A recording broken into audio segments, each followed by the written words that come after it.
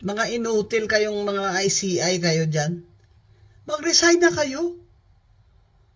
Willing kayo to compromise para may transparency.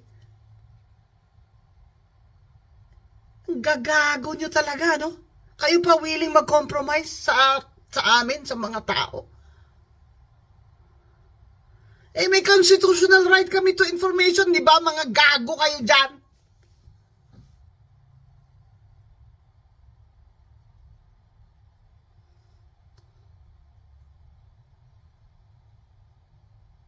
So, ang sawa na kami sa mga katutaan nyo, mga kahayupan na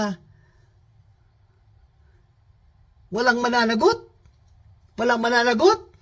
Si Romualdez pa ngayon ang hero. Aba, putang ama. Ang mastermind pa ang mag-state witness. Eh, yun ang i-recommenda nyo, mga ICI kayo, mga inutil kayo. Ang utos sa inyo ni BBM, si Saldi ko lang ang ikukulong nyo, yun lang yun? Yun na? Talagang untouchable si Romualdez sa Martin Luther King, ha? Pero kung hindi nyo kaya, panindigan yan. Yung putang aman yung ICI na yan, wala nang trust ang tao sa inyo, eh mag-resign na kayo lahat.